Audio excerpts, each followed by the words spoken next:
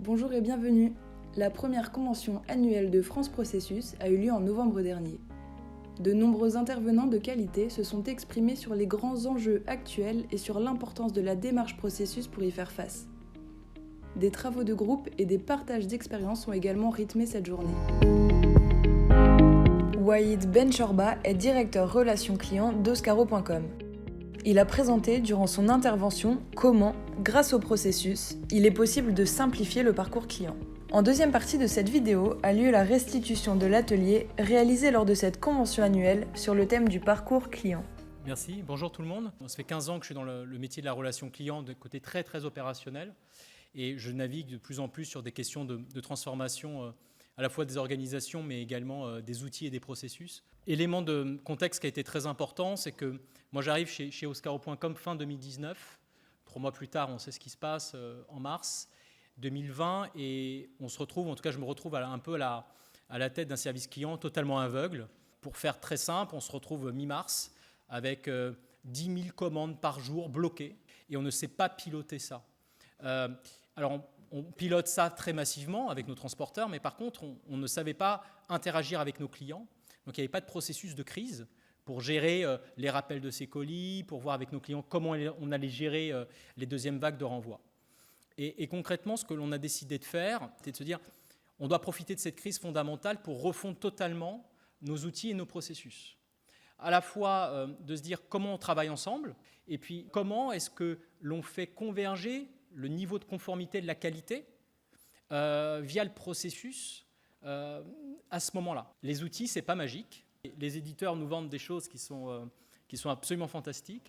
Je peux vous assurer qu'on n'a eu aucun outil avec une implémentation simple, correspondant à nos problématiques. Donc il y a eu des périodes d'ajustement, des périodes d'adaptation, de customisation très longues, qui peuvent amener à des situations quasiment bloquantes avec les équipes opérationnelles. On se retrouve face à un problème qu'on a mis beaucoup de temps à résoudre, qui est celui de la qualité de la donnée que les opérationnels mettent dans ces outils. Et on a eu plusieurs mois comme ça, avec des qualités de données soit disparates, soit hétérogènes, soit incomplètes. Pendant toute cette période de refonte, moi, si j'ai 2 choses que j'ai envie de retenir pour tout le futur, c'est continuer et surtout investir sur vos ressources en interne. Et ce qu'on a décidé de faire, c'était d'investir sur du long terme, sur des collaborateurs à potentiel qui sont capables de comprendre de la donnée, capables de modéliser des processus, et ensuite d'être vos relais opérationnels sur le terrain pour donner du sens à ces processus et à ces données, et quand nos équipes répondent à nos clients et écrivent des choses dans les outils qui vont nous servir ensuite à travailler la donnée et ensuite à améliorer vos processus. Ça, c'est la première chose qu'on a essayé de faire. La deuxième chose, c'est qu'au début, je me rappelle très bien, début 2021, on avait énormément d'ambition pour aller très vite, parce que la situation l'exigeait. Et en allant trop vite avec une culture qui est chez nous, une culture assez statique, on s'est cassé les dents parce que vous avez une adoption de vos équipes opérationnelles et de vos équipes support des opérationnels qui ne marchent pas, parce qu'ils refusent de le faire, et que si vous n'avez pas leur adhésion, en fait, vous arrivez à une exploitation très faible de la donnée et vos processus ne marchent pas bien. Donc on a décidé de ralentir parfois un certain nombre de phases de notre programme pour se dire ça ne sert à rien d'aller trop vite là-dessus. De toute façon, les équipes mettront 2 mois de plus pour le digérer. Donc là, on a eu énormément de séances d'ateliers, d'échanges. Maintenant que cette refonte est a priori assez sèche et stable, on n'a jamais arrêté de nourrir nos équipes sur la mise à jour de ces processus et rechallenger ces processus-là. Donc il y a quelque chose de l'ordre de l'humilité dans ce qu'on fait. Mais la seule façon qu'on a que ça marche, c'est que nos équipes terrain soient sensibles à ces sujets-là et nous les remontent en disant là, il y a des trous. La deuxième chose, c'est que aujourd'hui, au top management, on a des lectures sur la relation client assez biaisées, avec une culture de la relation client assez faible. Mais là, il va falloir avoir de la donnée et des processus très clairs pour pouvoir alimenter le top management là-dessus. La troisième chose, c'est on essaye, nous, de profiter des moments business compliqués ou des contraintes marché que l'on a. Et là, la lecture des données que vous avez réussi à récolter proprement grâce aux équipes opérationnelles, c'est des vrais moments d'opportunité pour repositionner la voix du client au centre de l'organisation.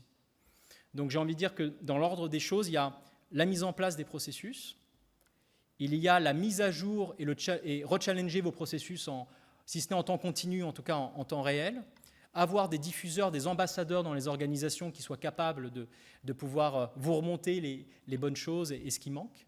Et puis derrière, d'alimenter en permanence, même si ça ne fait pas plaisir, parce que parfois il y a des choses qui ne sont pas sympas à entendre, dans vos différentes directions collégiales, sur les trous business qu'on peut avoir au sein d'une société. Voilà ce que je voulais vous partager. Quelques mots.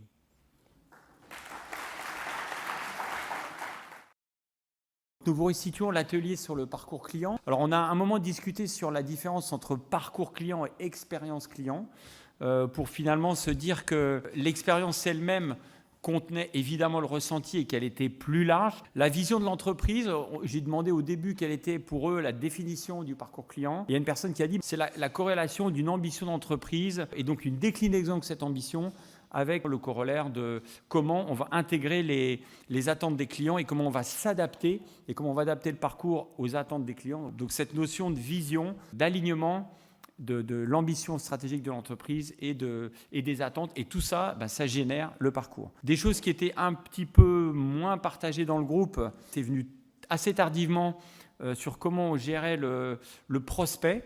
Donc là, il y avait effectivement pas forcément de consensus dans le groupe. Donc des personnes disant oui, nous on l'intègre, d'autres on ne l'intègre pas. Donc voilà un élément de réflexion à prendre en compte. Aussi cette notion que les parcours sont évidemment spécifiques. Donc là, il y a forcément divergence parce que d'une entreprise à l'autre, c'est assez naturel, on n'a pas le même parcours. Le sujet des données, alors quand on dit brouillard, c'est qu'on va dire aujourd'hui les sujets sont mal maîtrisés. Finalement, la donnée c'est super important, mais aujourd'hui c'est mal maîtrisé, mal protégé, mal exploité. Donc ça, un sujet de vigilance, il y a des vrais sujets de venir à une gouvernance nouvelle du parcours client. On va le retrouver d'ailleurs dans les priorités, dans les pistes possibles de progrès, dans les recos que le groupe a essayé de dénoncer. Évidemment qu'on a des maturités différentes au regard des processus. Là, il y a vraiment une adhésion très disparate des acteurs et du coup une maturité très différente des entreprises à l'autre. Donc c'est là, s'il y a un sujet qu'on va effectivement retrouver par construction dans les pistes de progrès, c'est ça,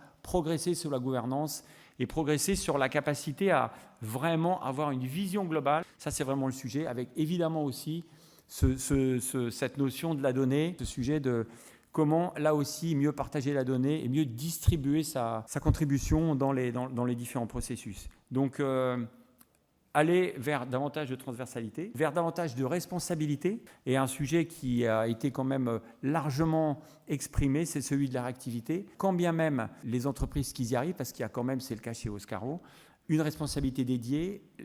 Si on a la réactivité des services en charge et si on a les personnes en capacité de réagir quand on a des choses qui s'expriment, c'est au moins le minimum. Et donc finalement, la gouvernance, c'est super, mais si à tout le moins on n'est pas en capacité d'aller jusque-là pour commencer, réactivité, c'est déjà très bien. Voilà, donc intégrer les acteurs dans leur capacité à rectifier et à prendre en compte les préconisations et les attentes clients quand elles s'expriment. Merci pour votre écoute. Nous espérons que cet épisode vous a intéressé et nous vous retrouverons très bientôt. Vous pouvez retrouver France Processus sur www.franceprocessus.org. À très vite.